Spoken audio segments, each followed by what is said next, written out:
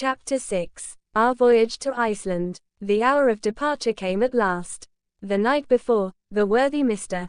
Thompson brought us the most cordial letters of introduction for Baron Tramp, Governor of Iceland, for M.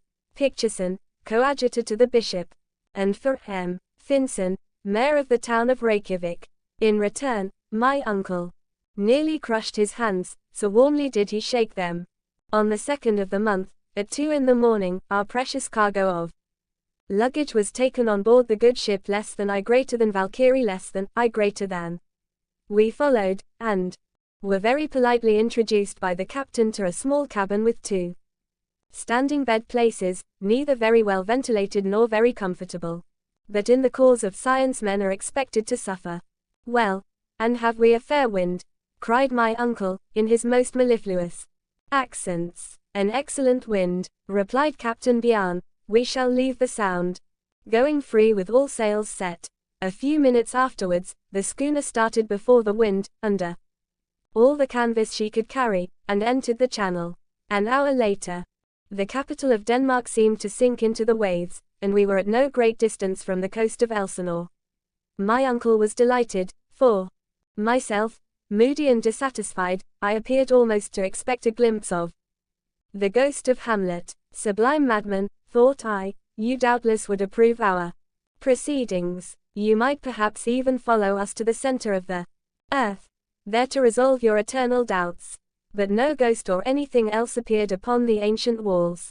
The fact is, the castle is much later than the time of the heroic Prince of Denmark. It is now the residence of the keeper of the Strait of the Sound, and through that sound more than 15,000 vessels of all nations pass every year. The castle of Kronborg soon disappeared in the murky atmosphere, as well as the tower of Helsingborg, which raises its head on the Swedish bank.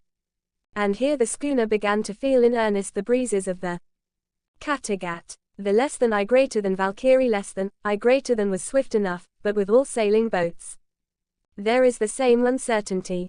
Her cargo was coal, furniture, pottery, woolen clothing, and a load of corn. As usual, the crew was small, 5 Danes doing the whole of the work. How long will the voyage last? Asked my uncle. Well, I should think about 10 days, replied the skipper, unless indeed we meet with some northeast gales among the Faroe Islands. At all events, there will be no very considerable delay, cried the impatient professor. No, Mr. Hardwigg, said the captain, no fear of that. At all events, we shall get there some day. Towards evening the schooner doubled Cape Skagen, the northernmost part of Denmark, crossed the Skagerrak during the night, skirted the extreme point of Norway through the gut of Cape Lindanes, and then reached the northern seas. 2 days later we were not far from the coast of Scotland, somewhere near what Danish sailors call Peterhead, and then the less than I greater than Valkyrie less than I greater than stretched out direct for the Faroe Islands, between Orkney and Shetland. Our vessel now felt the full force of the ocean waves, and the wind shifting. We with great difficulty made the Faroe Isles. On the 8th day, the captain made out Myganus, the westernmost of the isles, and from that moment headed direct for Portland, a cape on the southern shores of the singular island for which we were bound. The voyage offered no incident worthy of record. I bore it very well. But my uncle, to his great annoyance, and even shame, was remarkably seasick. This mal de mer troubled him the more that it prevented him from questioning Captain Bjarne as to the subject of Sneffels, as to the means of communication, and the facilities of transport. All these explanations he had to adjourn to the period of his arrival. His time, meanwhile, was spent lying in bed groaning, and dwelling anxiously on the hoped for termination of the voyage. I didn't pity him. On the 11th day we sighted Cape Portland, over which towered Mount Myrtilsjökull, which, the weather being clear, we made out very readily. The cape itself is nothing but a huge mount of granite standing naked and alone to meet the Atlantic waves. The less than I greater than Valkyrie less than I greater than kept off the coast, steering to the westward. On all sides were to be seen whole skulls of whales and sharks. After some hours we came in sight of a solitary rock in the ocean, forming a mighty vault, through which the foaming waves poured with intense fury. The islets of Westman appeared to leap from the ocean, being so low in the water as scarcely to be seen until you were right upon them. From that moment the schooner was steered to the westward in order to round Cape Reykjans, the western point of Iceland. My uncle, to his great disgust, was unable even to crawl on deck, so heavy a sea was on, and thus lost the first view of the land of promise. 48 hours later, after a storm which drove us far to sea under their poles, we came once more in sight of land, and were boarded by a pilot, who, after 3 hours of dangerous navigation, brought the schooner safely to an anchor in the Bay of Faxa before Reykjavik. My uncle came out of his cabin pale, haggard, thin, but full of enthusiasm, his eyes dilated with pleasure and satisfaction. Nearly the whole population of the town was on foot to see us land. The fact was, that scarcely any one of them but expected some goods by the periodical vessel. Professor Hardwigg was in haste to leave his prison, or rather as he called it, his hospital, but before he attempted to do so, he caught hold of my hand, led me to the quarterdeck of the schooner, took my arm with his left hand, and pointed inland with his right, over the northern part of the bay, to where rose a high two-peaked mountain, a double cone, covered with eternal snow. Behold, he whispered in an awe-stricken voice, behold, Mount Sneffels. Then without further remark, he put his finger to his lips, frowned darkly, and descended into the small boat which awaited us. I followed, and in a few minutes we stood upon the soil of mysterious Iceland. Scarcely were we fairly on shore when there appeared before us a man of excellent appearance, wearing the costume of a military officer. He was, however, but a civil servant, a magistrate, the governor of the island, Baron Tramp. The professor knew whom he had to deal with. He therefore handed him the letters from Copenhagen, and a brief conversation in Danish followed, to which I of course was a stranger. And for a very good reason, for I did not know the language in which they conversed. I afterwards heard, however, that Baron Tramp placed himself entirely at the beck and call of Professor Hardwigg. My uncle was most graciously received by M. Finson, the mayor, who, as far as costume went, was quite as military as the governor, but also, from character and occupation, quite as pacific. As for his coadjutor, M. Picturson, he was absent on an episcopal visit to the northern portion of the diocese. We were therefore compelled to defer the pleasure of being presented to him. His absence was, however, more than compensated by the presence of M. Fridriksson, professor of natural science in the College of Reykjavik, a man of invaluable ability. This modest scholar spoke no languages save Icelandic and Latin. When, therefore, he addressed himself to me in the language of Horace, we at once came to understand one another. He was, in fact, the only person that I did thoroughly understand during the whole period of my residence in this benighted island. Out of 3 rooms of which his house was composed, 2 were placed at our service, and in a few hours we were installed with all our baggage, the amount of which rather astonished the simple inhabitants of Reykjavik. Now, Harry, said my uncle, rubbing his hands, and goes well, the worst difficulty is now over. How the worst difficulty over? I cried in fresh amazement. Doubtless. Here we are in Iceland. Nothing more remains but to descend into the bowels of the earth. Well, sir, to a certain extent you are right. We have only to go down, but, as far as I am concerned, that is not the question. I want to know how we are to get up again. That is the least part of the business, and does not in any way trouble me. In the meantime, there is not an hour to lose. I am about to visit the public library. Very likely I may find there some manuscripts from the hand of Sanusum. I shall be glad to consult them. In the meanwhile, I replied, I will take a walk through the town. Will you not likewise do so? I feel no interest in the subject, said my uncle. What for me is Curious in this island, is not what is above the surface, but what is below. I bowed by way of reply, put on my hat and furred cloak, and went out. It was not an easy matter to lose oneself in the two streets of Reykjavik. I had therefore no need to ask my way.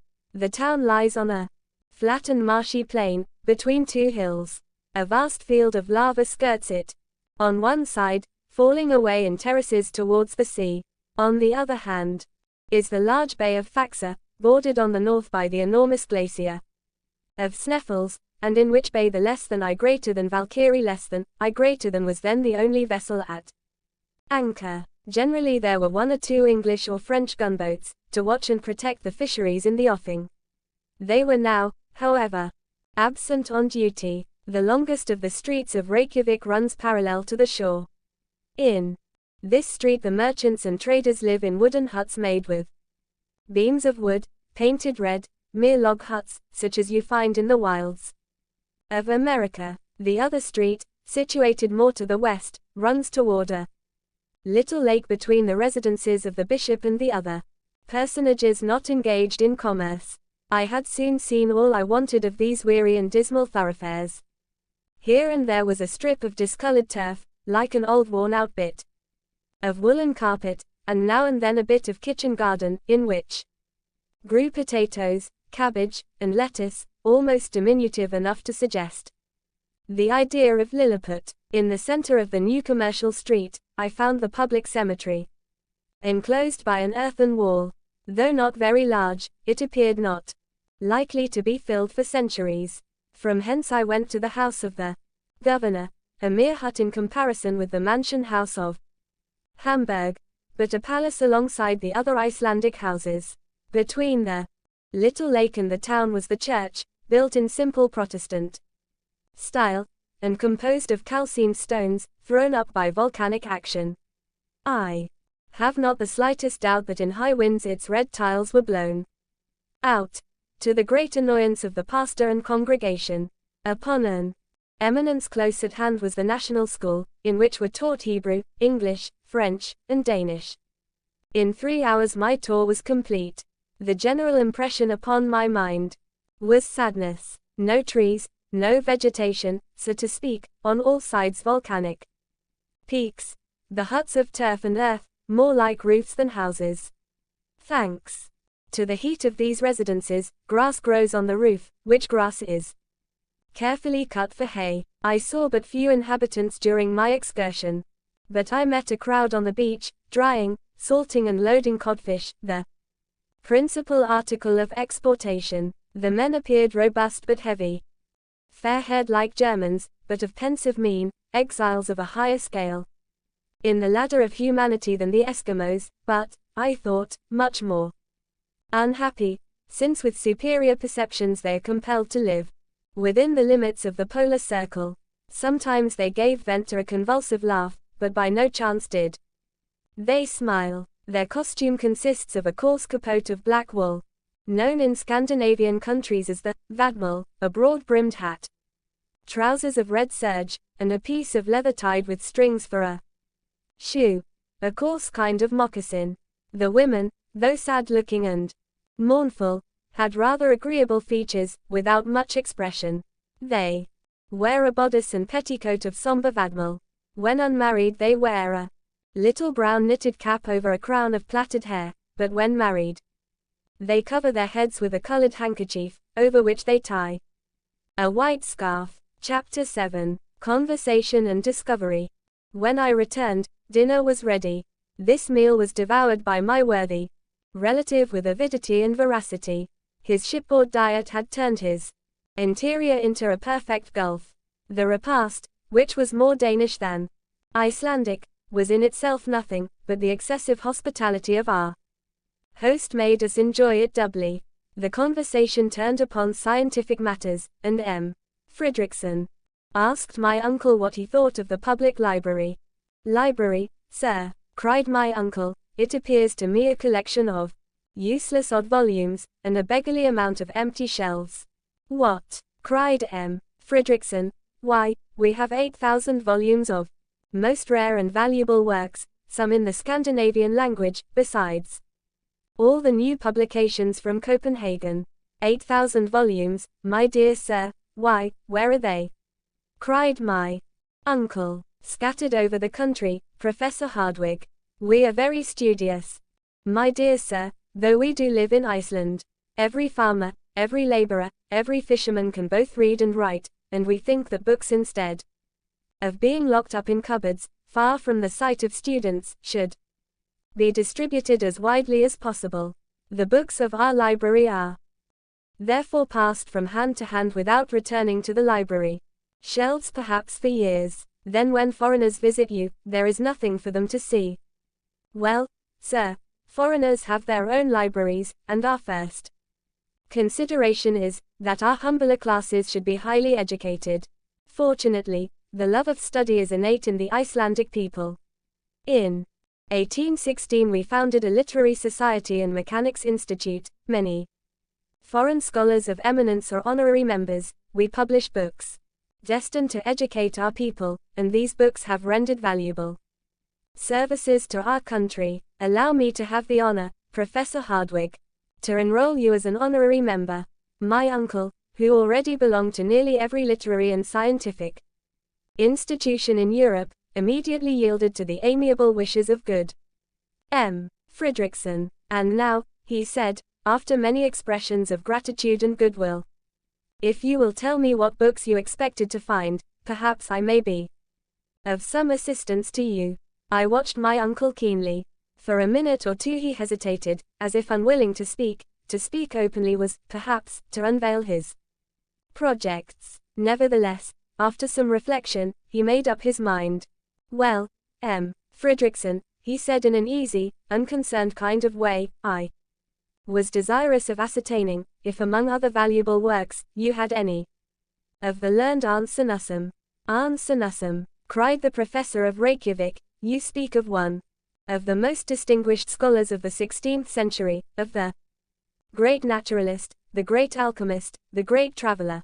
Exactly so. One of the most distinguished men connected with Icelandic science and literature. As you say, sir, a man illustrious above all.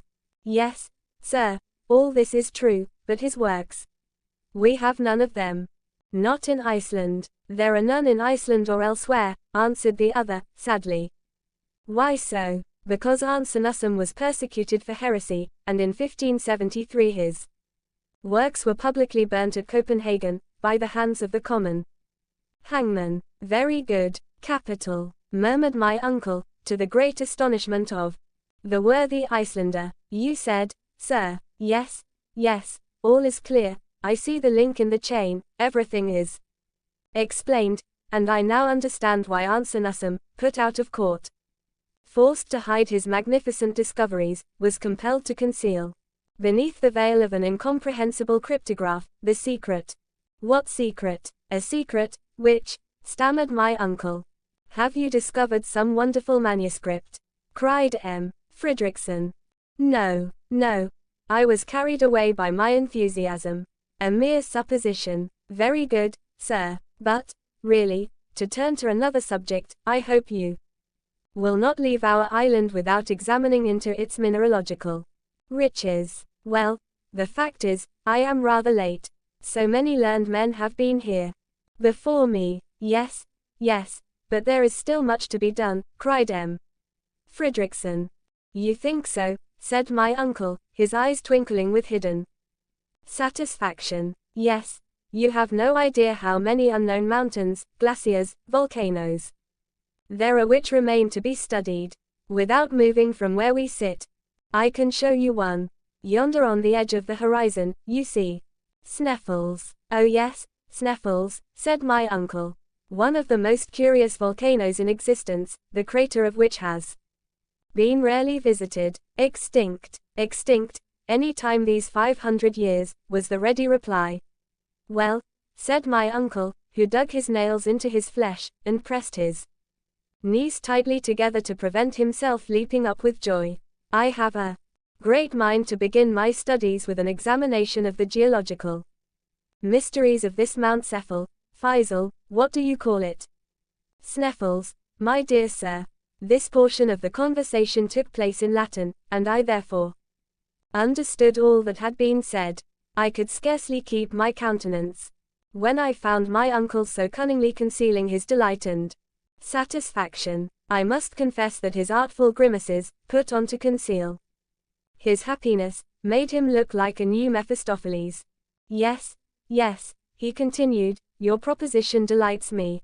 I will endeavor to climb to the summit of Sneffels, and, if possible, will descend into its crater. I very much regret, continued M. Fridriksson, that my occupation will entirely preclude the possibility of my accompanying you. It would have been both pleasurable and profitable if I could have spared the time. No, no, 1,000 times no, cried my uncle. I do not wish to disturb the serenity of any man. I thank you, however, with all my heart. The presence of one so learned as yourself would no doubt have been most useful, but the duties of your office and profession before everything. In the innocence of his simple heart, our host did not perceive the irony of these remarks. I entirely approve your project, continued the Icelander after some further remarks. It is a good idea to begin by examining this volcano. You will make a harvest of curious observations. In the first place, how do you propose to get to Sneffels? By sea. I shall cross the bay. Of course that is the most rapid route. Of course. But still it cannot be done. Why? We have not an available boat in all Reykjavik, replied the other. What is to be done? You must go by land along the coast. It is longer, but much more interesting. Then I must have a guide. Of course, and I have your very man. Somebody on whom I can depend. Yes, an inhabitant of the peninsula on which Sneffels is situated. He is a very shrewd and worthy man, with whom you will be pleased. He speaks Danish like a Dane. When can I see him? Today? No, tomorrow. He will not be here before tomorrow be it, replied my uncle, with a deep sigh. The conversation ended by compliments on both sides. During the dinner, my uncle had learned much as to the history of Aunt Sanusum, the reasons for his mysterious and hieroglyphical document. He also became aware that his host would not accompany him on his adventurous expedition, and that next day we should have a guide. Chapter 8. The Eider Down Hunter, off at last. That evening I took a brief walk on the shore near Reykjavik, after which I returned to an early sleep on my bed of coarse planks, where I slept the sleep of the just. When I awoke I heard my uncle speaking loudly in the next room. I rose hastily and joined him. He was talking in Danish with a man of tall stature, and of perfectly Herculean build. This man appeared to be possessed of very great strength. His eyes, which started rather prominently from a very large head, the face belonging to which was simple and naive, appeared very quick and intelligent. Very long hair, which even in England would have been accounted exceedingly red, fell over his athletic shoulders. This native of Iceland was active and supple in appearance, though he scarcely moved his arms, being in fact one of those men who despise the habit of gesticulation common to southern people. Everything in this man's manner revealed a calm and phlegmatic temperament. There was nothing indolent about him, but his appearance spoke of tranquility. He was one of those who never seemed to expect anything from anybody, who liked to work when he thought proper, and whose philosophy nothing could astonish or trouble. I began to comprehend his character, simply from the way in which he listened to the wild and impassioned verbiage of my worthy uncle. While the excellent professor spoke sentence after sentence, he stood with folded arms, utterly still, motionless to all my uncle's gesticulations. When he wanted to say no he moved his head from left to right, when he acquiesced he nodded, so slightly that you could scarcely see the undulation of his head. This economy of motion was carried to the length of avarice. Judging from his appearance I should have been a long time before I had suspected him to be what he was, a mighty hunter. Certainly his manner was not likely to frighten the game. How, then, did he contrive to get at his prey? My surprise was slightly modified when I knew that this tranquil and solemn personage was only a hunter of the eider duck, the down of which is after all, the greatest source of the Icelanders' wealth. In the early days of summer, the female of the eider, a pretty sort of duck, builds its nest amid the rocks of the fjords, the name given to all narrow gulfs in Scandinavian countries, with which every part of the island is indented. No sooner has the eider duck made her nest than she lines the inside of it with the softest down from her breast. Then comes the hunter or trader, taking away the nest. The poor bereaved female begins her task over again, and this continues as long as any eider down is to be found. When she can find no more, the male bird sets to work to see what he can do. As, however, his down is not so soft, and has therefore no commercial value, the hunter does not take the trouble to rob him of his nest lining. The nest is accordingly finished, the eggs are laid, the little ones are born, and next year the harvest of eider down is again collected. Now, as the eider duck never selects steep rocks or aspects to build its nest, but rather sloping and low cliffs near to the sea, the Icelandic hunter can carry on his trade operations without much difficulty. He is like a farmer who has neither to plow, to sow, nor to harrow, only to collect his harvest. This grave, sententious, silent person, as phlegmatic as an Englishman on the French stage, was named Hans Bjelke. He had called upon us in consequence of the recommendation of M. Fridriksson. He was, in fact, our future guide. It struck me that had I sought the world over, I could not have found a greater contradiction to my impulsive uncle. They, however, readily understood one another. Neither of them had any thought about money. One was ready to take all that was offered him, the other ready to offer anything that was asked. It may readily be conceived, then, that an understanding was soon come to between them. Now, the understanding was, that he was to take us to the village of Stapi, situated on the southern slope of the peninsula of Sneffels, at the very foot of the volcano.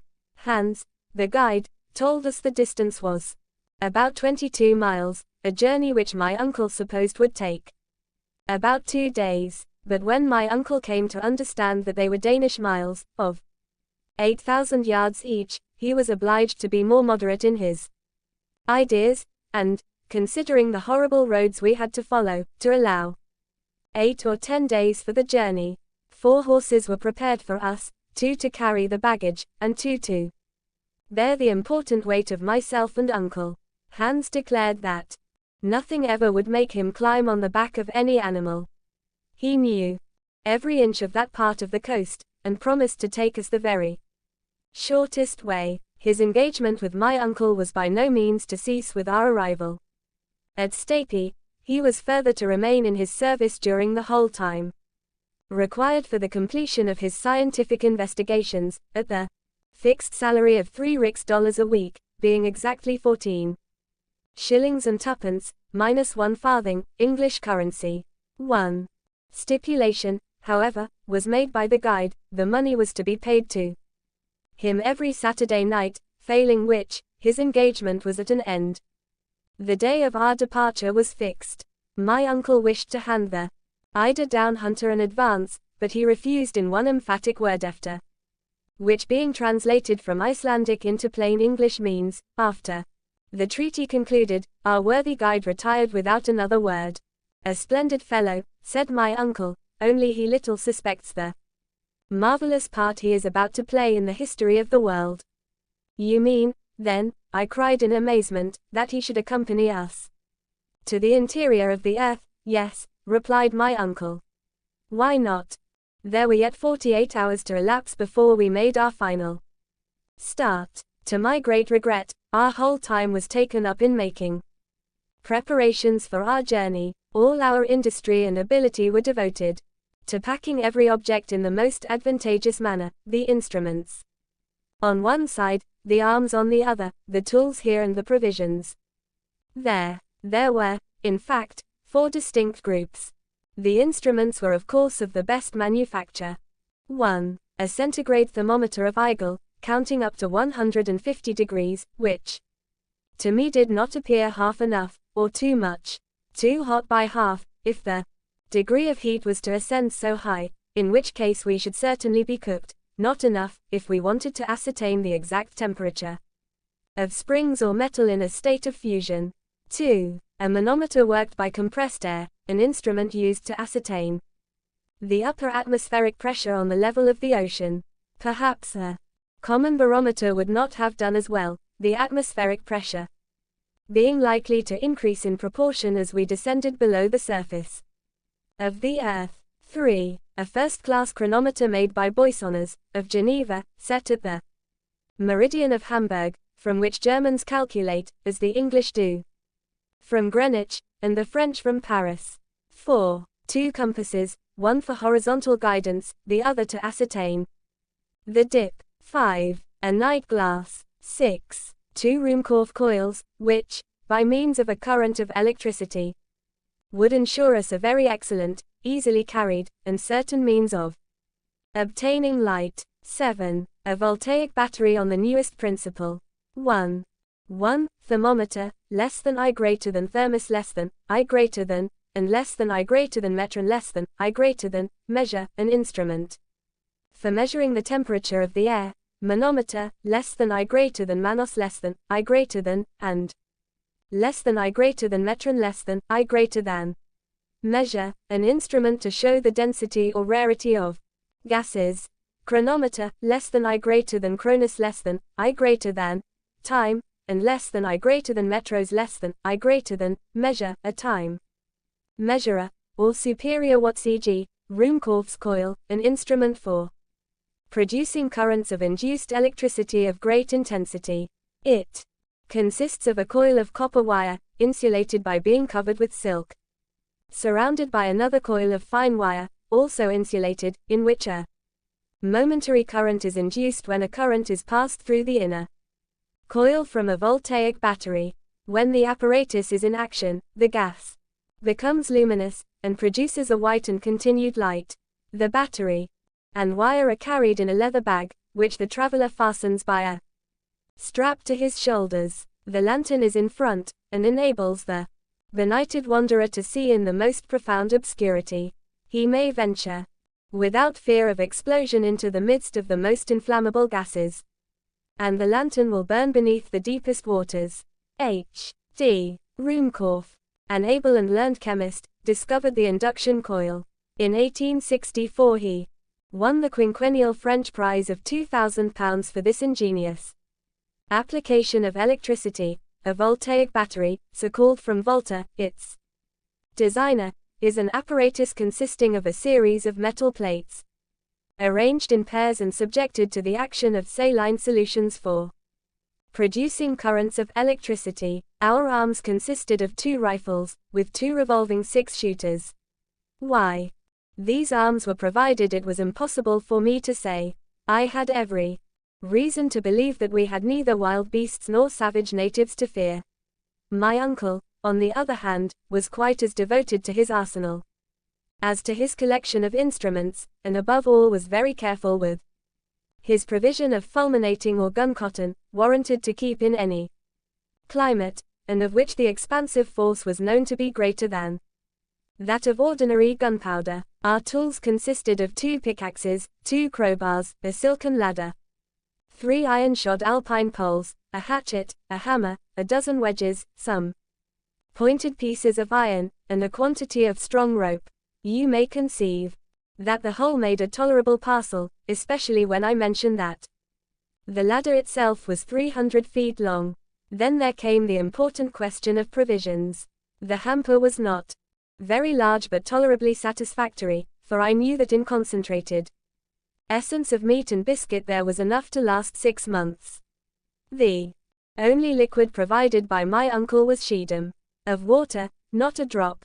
We had, however, an ample supply of gourds, and my uncle counted on finding water, and enough to fill them, as soon as we commenced our downward journey. My remarks as to the temperature, the quality, and even as to the possibility of none being found, remained wholly without effect.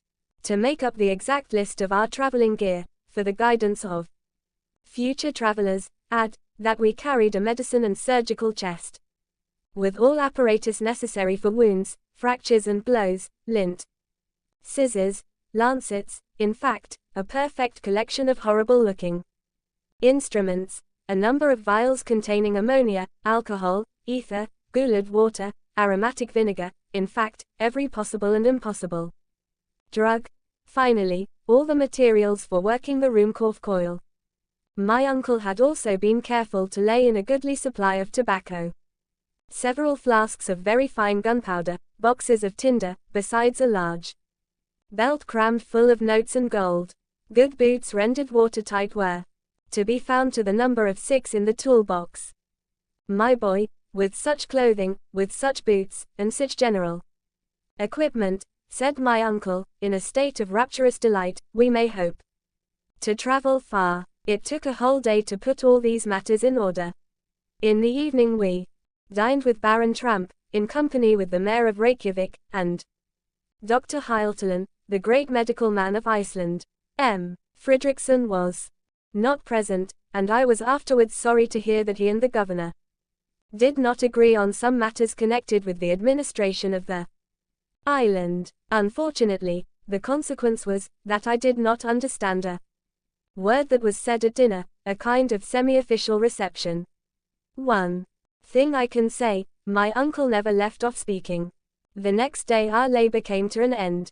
Our worthy host delighted my uncle, Professor Hardwigg, by giving him a good map of Iceland, a most important and precious document for a mineralogist. Our last evening was spent in a long conversation with M. Fridriksson, whom I liked very much, the more that I never expected to see him or anyone else again. After this agreeable way of spending an hour or so, I tried to sleep. In vain. With the exception of a few dozes, my night was miserable. At 5 o'clock in the morning I was awakened from the only real half-hour's sleep of the night by the loud neighing of horses under my window. I hastily dressed myself and went down into the street. Hans was engaged in putting the finishing stroke to our baggage, which he did in a silent, quiet way that won my admiration, and yet he did it admirably well. My uncle wasted a great deal of breath in giving him directions, but worthy Hans took not the slightest notice of his words. At 6 o'clock all our preparations were completed, and M. Fridriksson shook hands heartily with us. My uncle thanked him warmly, in the Icelandic language, for his kind hospitality, speaking truly from the heart. As for myself, I put together a few of my best Latin phrases and paid him the highest compliments I could. This fraternal and friendly duty performed, we sallied forth and mounted our horses. As soon as we were quite ready, M. Fridriksson advanced, and by way of farewell, called after me in the words of Virgil, words which appeared to have been made for us, travelers starting for an uncertain destination, et quisumque viam dederit fortuna sequamur. And whichsoever way thou goest, may fortune follow. Chapter 9. Our start. We meet with adventures by the way. The weather was overcast but settled, when we commenced our adventurous and perilous journey. We had neither to fear fatiguing heat nor drenching rain. It was, in fact, real tourist weather. As there was nothing I liked better than horse exercise, the pleasure of riding through an unknown country caused the early part of our enterprise to be particularly agreeable to me. I began to enjoy the exhilarating delight of traveling, a life of desire, gratification and liberty.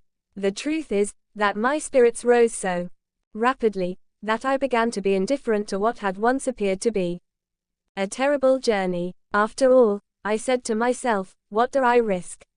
Simply to take a journey through a curious country, to climb a remarkable mountain, and if the worst comes to the worst, to descend into the crater of an extinct volcano. There could be no doubt that this was all this terrible Sanusum had done. As to the existence of a gallery, or of subterraneous passages leading into the interior of the earth, the idea was simply absurd, the hallucination of a distempered imagination. All, then, that may be required of me I will do cheerfully, and will create no difficulty. It was just before we left Reykjavik that I came to this decision. Hans, our extraordinary guide, went first, walking with a steady, rapid, unvarying step. Our 2 horses with the luggage followed of their own accord, without requiring whip or spur. My uncle and I came behind, cutting a very tolerable figure upon our small but vigorous animals. Iceland is one of the largest islands in Europe. It contains 30,000 square miles of surface, and has about 70,000 inhabitants. Geographers have divided it into 4 parts, and we had to cross the southwest quarter, which in the vernacular is called Sudvesta Fjordunga. Hans, on taking his departure from Reykjavik, had followed the line of the sea. We took our way through poor and sparse meadows, which made a desperate effort every year to show a little green. They very rarely succeed in a good show of yellow. The rugged summits of the rocky hills were dimly visible on the edge of the horizon, through the misty fogs. Every now and then some heavy flakes of snow showed conspicuous in the morning light, while certain lofty and pointed rocks were first lost in the grey low clouds, their summits clearly visible above, like jagged reefs rising from a troughhouse. Every now and then a spur of rock came down through the arid ground, leaving us scarcely room to pass. Our horses, however, appeared not only well acquainted with the country, but by a kind of instinct, knew which was the best road. My uncle had not even the satisfaction of urging forward his steed by whip, spur, or voice. It was utterly useless to show any signs of impatience. I could not help smiling to see him look so big on his little horse. His long legs now and then touching the ground made him look like a 6-footed centaur. Good beast, he would cry. I assure you that I begin to think no animal is more intelligent than an Icelandic horse. Snow, tempest, impracticable roads, rocks, icebergs, nothing stops him.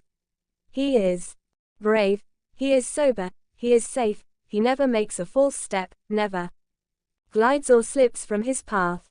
I dare to say that if any river, any fjord has to be crossed, and I have no doubt there will be many, you will see him enter the water without hesitation like an amphibious animal, and reach the opposite side in safety. We must not, however, attempt to hurry him. We must allow him to have his own way, and I will undertake to say that between us we shall do our 10 leagues a day. We may do so, was my reply, but what about our worthy guide? I have not the slightest anxiety about him. That sort of people go ahead without knowing even what they are about. Look at Hans. He moves so little that it is impossible for him to become fatigued. Besides, if he were to complain of weariness, he could have the loan of my horse. I should have a violent attack of the cramp if I were not to have some sort of exercise. My arms are right, but my legs are getting a little stiff. All this while we were advancing at a rapid pace. The country we had reached was already nearly a desert. Here and there could be seen an isolated farm, some solitary burh, or Icelandic house, built of wood, earth, fragments of lava, looking like beggars on the highway of life. These wretched and miserable huts excited in us such pity that we felt half disposed to leave alms at every door. In this country there are no roads, paths are nearly unknown, and vegetation, poor as it was, slowly as it reached perfection, soon obliterated all traces of the few travelers who passed from place to place. Nevertheless, this division of the province, situated only a few miles from the capital, is considered one of the best cultivated and most thickly peopled in all Iceland. What, then, must be the state of the less known and more distant parts of the island?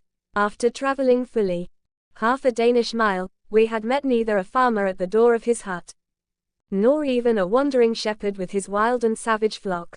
A few stray cows and sheep were only seen occasionally. What, then, must we expect when we come to the upheaved regions, to the districts broken and roughened from volcanic eruptions and subterraneous commotions? We were to learn this all in good time. I saw, however, on consulting the map, that we avoided a good deal of this rough country, by following the winding and desolate shores of the sea.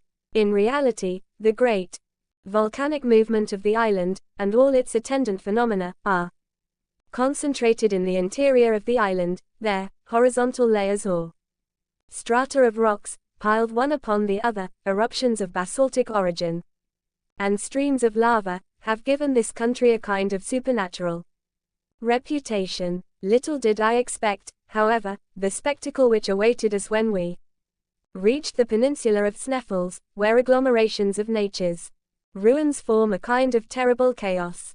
Some 2 hours or more after we had left the city of Reykjavik, we reached the little town called Aulkirkja, or the principal church.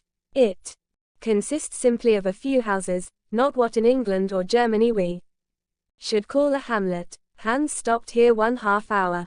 He shared our frugal breakfast, answered yes and no to my uncle's questions as to the nature of the road, and at last when asked where we were to pass the night was as laconic as usual. Garda, was his one worded reply. I took occasion to consult the map, to see where Garda was to be found. After looking keenly I found a small town of that name on the borders of the Hvalfjord, about 4 miles from Reykjavik. I pointed this out to my uncle, who made a very energetic grimace. Only 4 miles out of 22. Why, it is only a little walk. He was about to make some energetic observation to the guide, but Hans, without taking the slightest notice of him, went in front of the horses and walked ahead with the same imperturbable phlegm he had always exhibited. 3 hours later, still traveling over those apparently interminable and sandy prairies, we were compelled to go round the Kollafjord, an easier and shorter cut than crossing the gulfs. Shortly after we entered a place of communal jurisdiction called Ajulberg, and the clock of which would then have struck 12, if any Icelandic church had been rich enough to possess so valuable and useful an article. These sacred edifices are, however, very much like these people, who do without watches, and never miss them. Here the horses were allowed to take some rest and refreshment, then, following a narrow strip of shore between high rocks and the sea, they took us without further halt to the Aulkirkja of Branta, and after another mile to Sorboa Annexia, a chapel of ease, situated on the southern bank of the Hvalfjord. It was 4 o'clock in the evening and we had traveled 4 Danish miles, about equal to 20 English. The fjord was in this place about 1/2 mile in width. The sweeping and broken waves came rolling in upon the pointed rocks. The gulf was surrounded by rocky walls, a mighty cliff, 3,000 feet in height, remarkable for its brown strata, separated here and there by beds of tufa of a reddish hue. Now, whatever may have been the intelligence of our horses, I had not the slightest reliance upon them as a means of crossing a stormy arm of the sea. To ride over salt water upon the back of a little horse seemed to me absurd. If they are really intelligent, I said to myself, they will certainly not make the attempt. In any case, I shall trust rather to my own intelligence than theirs. But my uncle was in no humor to wait. He dug his heels into the sides of his steed, and made for the shore. His horse went to the very edge of the water, sniffed at the approaching wave and retreated. My uncle, who was, sooth to say, quite as obstinate as the beast he bestrode, insisted on his making the desired advance. This attempt was followed by a new refusal on the part of the horse which quietly shook his head. This demonstration of rebellion was followed by a volley of words and a stout application of whipcord, also followed by kicks on the part of the horse, which threw its head and heels upwards and tried to throw his rider. At length the sturdy little pony, spreading out his legs in a stiff and ludicrous attitude, got from under the professor's legs, and left him standing, with both feet on a separate stone, like the Colossus of Rhodes. Wretched animal, cried my uncle, suddenly transformed into a foot passenger, and as angry and ashamed as a dismounted cavalry officer on the field of battle. Faja, said the guide, tapping him familiarly on the shoulder. What? A ferry boat? There, answered Hans, pointing to where lay the boat in question. There. Well, I cried, quite delighted with the information, so it is. Why did you not say so before? Cried my uncle. Why not start at once? Tidvatten, said the guide. What does he say? I asked, considerably puzzled by the delay in the dialogue. He says tide, replied my uncle, translating the Danish word for my information. Of course I understand, we must wait till the tide serves. Forbidder? Asked my uncle. Ja, replied Hans. My uncle frowned, stamped his feet and then followed the horses to where the boat lay. I thoroughly understood and appreciated the necessity for waiting before crossing the fjord, for that moment when the sea at its highest point is in a state of slack water, as neither the ebb nor flow can then be felt. The ferry boat was in no danger of being carried out to sea, or dashed upon the rocky coast. The favorable moment did not come until 6 o'clock in the evening. Then, my uncle, myself, and guide, 2 boatmen and the 4 horses got into a very awkward flat-bottom boat. Accustomed as I had been to the steam ferry boats of the Elbe, I found the long oars of the boatmen but sorry means of locomotion. We were more than an hour in crossing the fjord, but at length the passage was concluded without accident. Half an hour later we reached Garda. Chapter 10. Traveling in Iceland. It ought, one would have thought, to have been night, even in the 65th parallel of latitude, but still the nocturnal illumination did not surprise me, for in Iceland, during the months of June and July, the sun never sets. The temperature, however, was very much lower than I expected. I was cold, but even that did not affect me so much as ravenous hunger. Welcome indeed, therefore, was the hut which hospitably opened its doors to us. It was merely the house of a peasant, but in the matter of hospitality, it was worthy of being the palace of a king. As we alighted at the door, the master of the house came forward, held out his hand, and without any further ceremony, signaled to us to follow him. We followed him, for to accompany him was impossible. A long, narrow, gloomy passage led into the interior of this habitation, made from beams roughly squared by the axe. This passage gave ingress to every room. The chambers were 4 in number: the kitchen, the workshop, where the weaving was carried on, the general sleeping chamber of the family, and the best room, to which strangers were especially invited. My uncle, whose lofty stature had not been taken into consideration when the house was built, contrived to knock his head against the beams of the roof. We were introduced into our chamber, a kind of large room with a hard earthen floor, and lighted by a window, the panes of which were made of a sort of parchment from the intestines of sheep, very far from transparent. The bedding was composed of dry hay thrown into 2 long red wooden boxes, ornamented with sentences painted in Icelandic. I really had no idea that we should be made so comfortable. There was one objection to the house, and that was the very powerful odor of dried fish, of macerated meat, and of sour milk, which 3 fragrances combined did not at all suit my olfactory nerves. As soon as we had freed ourselves from our heavy traveling costume, the voice of our host was heard calling to us to come into the kitchen, the only room in which the Icelanders ever make any fire, no matter how cold it may be. My uncle, nothing loath, hastened to obey this hospitable and friendly invitation. I followed. The kitchen chimney was made on an antique model, a large stone standing in the middle of the room was the fireplace. Above, in the roof, was a hole for the smoke to pass through. This apartment was kitchen, parlor and dining room all in one. On our entrance, our worthy host, as if he had not seen us before, advanced ceremoniously, uttered a word which means, "Be happy," and then kissed both of us on the cheek. His wife followed, pronounced the same word, with the same ceremonial. Then the husband and wife, placing their right hands upon their hearts, bowed profoundly. This excellent Icelandic woman was the mother of 19 children, who, little and big, rolled, crawled, and walked about in the midst of volumes of smoke arising from the angular fireplace in the middle of the room. Every now and then I could see a fresh white head, and a slightly melancholy expression of countenance, peering at me through the vapor. Both my uncle and myself, however, were very friendly with the whole party, and before we were aware of it, there were 3 or 4 of these little ones on our shoulders, as many on our boxes, and the rest hanging about our legs. Those who could speak kept crying out Salve in every possible and impossible key. Those who did not speak only made all the more noise. This concert was interrupted by the announcement of supper. At this moment our worthy guide, the eider duck hunter, came in after seeing to the feeding and stabling of the horses, which consisted in letting them loose to browse on the stunted green of the Icelandic prairies. There was little for them to eat, but moss and some very dry and innutritious grass.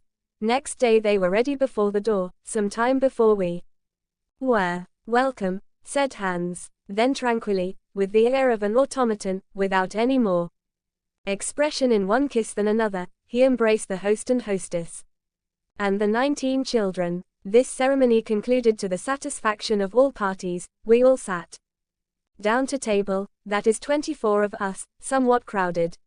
Those who were best off had only 2 juveniles on their knees. As soon, however, as the inevitable soup was placed on the table, the natural taciturnity, common even to Icelandic babies, prevailed over all else. Our host filled our plates with a portion of lichen soup of Iceland moss, of by no means disagreeable flavor, an enormous lump of fish floating in sour butter. After that there came some skyer, a kind of curds and whey, served with biscuits and juniper berry juice. To drink, we had blander, skimmed milk with water.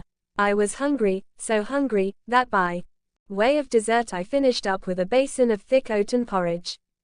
As soon as the meal was over, the children disappeared, whilst the grown people sat around the fireplace, on which was placed turf, heather, cow dung and dried fish bones. As soon as everybody was sufficiently warm, a general dispersion took place, all retiring to their respective couches. Our hostess offered to pull off our stockings and trousers, according to the custom of the country, but as we graciously declined to be so honored, she left us to our bed of dry fodder. Next day, at 5 in the morning, we took our leave of these hospitable peasants. My uncle had great difficulty in making them accept a sufficient and proper remuneration. Hans then gave the signal to start.